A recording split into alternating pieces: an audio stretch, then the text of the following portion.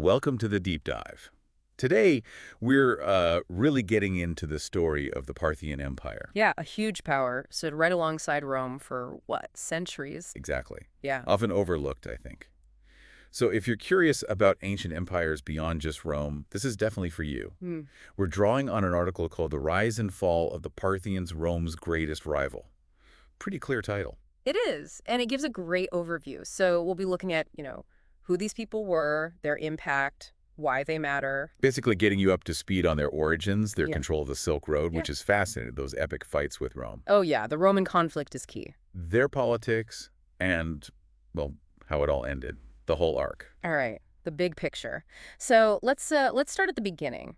Origins. Where did they come from? Good question. The article places them emerging from the northeastern Iranian plateau. That's right. And what's really interesting right from the get-go is how they connected themselves to the earlier Achaemenid Empire. You mean like Cyrus the Great's empire? Yeah, exactly. They were basically saying, hey, we're the inheritors of that great Persian legacy, not just some new group, but a revival. That's quite a statement. So how did they actually, make the jump to having their own power? Well, the timing was crucial. Around 2047 BC, you have this group, the Parni tribe, led by a guy named Arsaces I. Arsaces, okay. And they take control of the region actually called Parthia, but it wasn't in a vacuum, the Seleucid Empire. They were the successors to Alexander the Great in that area. Yeah, exactly. They controlled a huge chunk of Alexander's old territory, but they were weak. Internal problems, fighting the Third Syrian War. Ah, so distracted. Completely distracted.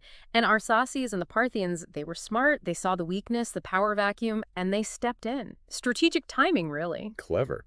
Okay, so Arsaces to get the ball rolling. But how do they go from this regional power grab to, well, a major empire? Right, that takes time. The big expansion really kicks off later, especially under Mithridates I. Mithridates the First. Yeah. Sounds important. Oh, very. Often seen as their golden age, actually. He was, let's say, very ambitious and strategically savvy. How so? He took advantage of the continued messiness in the Hellenistic kingdoms around him, annexed huge, valuable territories. Think Media, Mesopotamia. Wow, Mesopotamia, that's the heartland, historically. Absolutely. Huge resources, lots of people. And with that expansion came the need for administration. So they set up key cities. Nisa was one. Seleucia on the Tigris. Which they took from the Seleucids. Yep. And eventually a Ctesiphon, which becomes this major capital near Seleucia. Okay, so they're consolidating, building cities. Yeah. But you mentioned the Silk Road earlier. That feels like a game changer. It absolutely was. Their location was just perfect, straddling the main routes between the Mediterranean world and China. So they were the middlemen. Essentially, yeah. They controlled this critical section of the Silk Road, stretching basically from the Euphrates River way over towards the Indus. The money must have been incredible. Immense wealth, yes. From taxes, from trade itself. But it wasn't just about money. It fostered this incredible cultural blend. You had Greek influences, Hellenistic stuff left over from the Seleucids mixed with Persian traditions and local Parthian elements. It's a real fusion. A true fusion. You see it in their art, their cities, even their government. It wasn't just goods flowing through, it was ideas, culture. They actively shaped it. Fascinating. So they're wealthy, culturally dynamic. Yeah. But that kind of power inevitably leads to conflict, doesn't it? Yeah. Enter Rome. Enter Rome. And this is where things get really dramatic. We're talking nearly 300 years of conflict, on and off. 3 centuries. What was the main friction point? Armenia was a big one, strategically vital, sort of a buffer state between them. Both powers wanted influence or control there. Always the buffer states. Yep. When did the tension really start? Early signs were around 92 BC, border disputes, naturally, but also symbolic stuff. The Parthian ruler started using the title King of Kings. Ah, okay.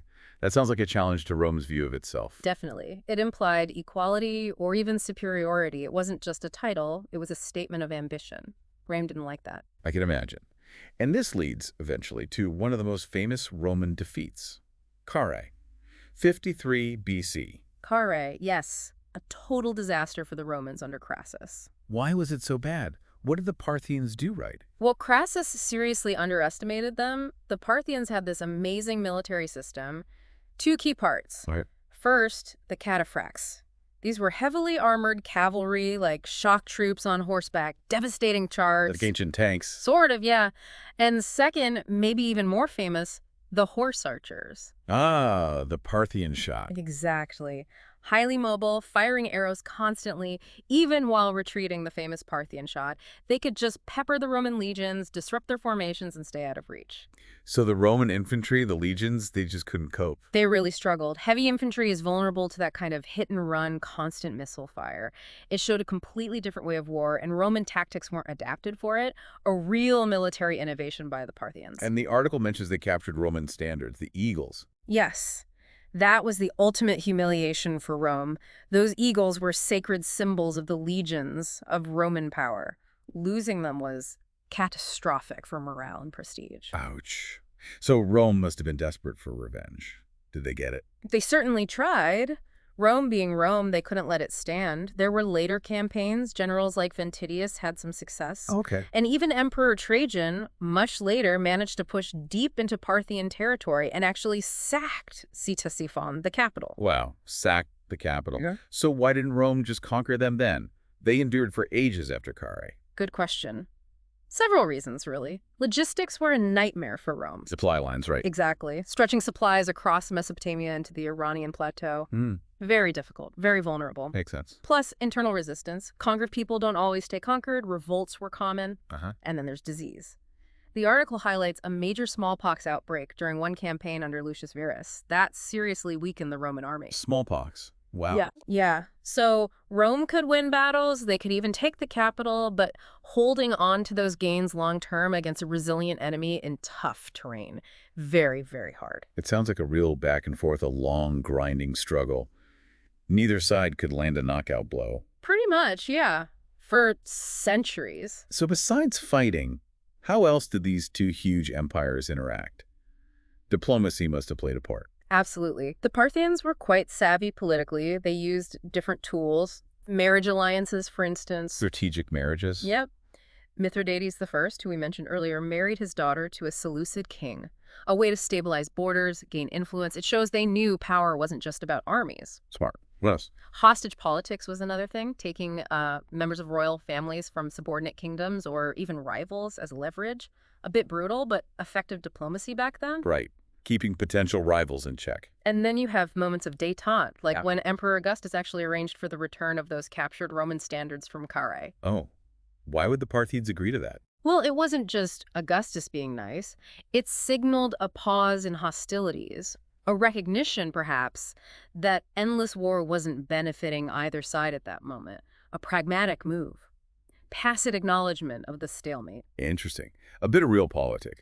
The article also mentions Parthians getting involved in Roman civil wars. They did. They were quite opportunistic, actually. They'd offer support to different Roman factions fighting each other. Like who? Figures like Pompey, Brutus, and Cassius after they assassinated Caesar. Wow, they backed Caesar's assassins. They did. Briefly. The goal wasn't necessarily because they loved those guys. It was strategic. How so? Keep Rome divided.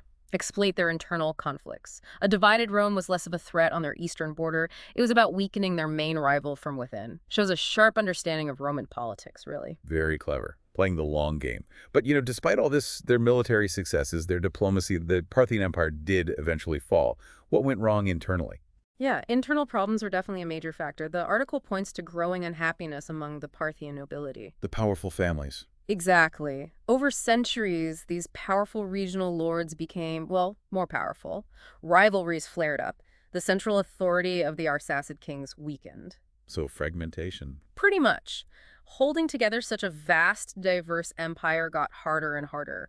Local power bases grew stronger, eroding the empire from within, made them vulnerable. Vulnerable what? What was the final blow? It came from within Persia itself, actually. A new power rose up in the region of Persis, the traditional Persian heartland. Okay. Led by a figure named Ardashir I.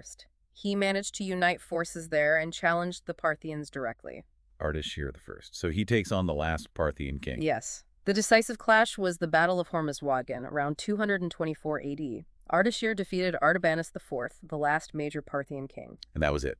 End of the Parthian Empire. That was essentially the end. Ardashir, I went on to found the Sassanid Empire. The Sassanids. Yeah. Right, the next great Persian Empire and Rome's new rival. Exactly. And in many ways, the Sassanids were even more centralized and aggressive towards Rome than the Parthians had been. A whole new chapter begins. Wow. So, looking back at the whole Parthian era, what are the big takeaways? Why should we remember them? Well, first, definitely their military innovations, those cavalry tactics. Cataphracts and horse tortures. Yeah, they were highly effective not just against Rome, but they influenced warfare across the steppes and beyond for a long time. A real legacy there in military thinking. Okay, military genius. What else? Second, I'd say their cultural achievement. That blend we talked about, Hellenistic, Persian, local The traditions. syncretism. Right. It created this unique, vibrant culture that really enriched the history of Iran and the wider Middle East. They weren't just imitators, they forged something new. A distinct Parthian identity. Mm-hmm. And finally, I think it's just crucial to recognize them for what they were. A major world power. A true rival to Rome. A rival that stood its ground for centuries. They're often just a footnote in Western histories focused on Rome, but that really undersells their importance. This article helps bring them out of the shadows. Absolutely. Yeah. They deserve that spotlight. So we've covered a lot from their emergence on the plateau, ruling the Silk Road, those endless Roman wars, their political games, and finally, the rise of the Sassanids. It's quite a story. Their unexpected rise, how they leveraged trade, the sheer resilience against Rome, and that unique cultural footprint. It shows how interconnected the ancient world really was. Definitely. And that leaves us with a final thought for you, the listener. Just consider the what-ifs. Counterfactuals. Always fun. Right. What if the Parthians had won more decisively against Rome? Or what if their internal unity had held and they'd lasted longer? How different would history look? Exactly. What impact would a stronger, longer-lasting Parthian Empire have had on, well, everything? East-West relations, cultural development. It really makes you think about their pivotal position. It does. Something to chew on. We hope this deep dive has sparked your interest, and maybe you'll dig even deeper into the Parthian world. There's certainly more to uncover.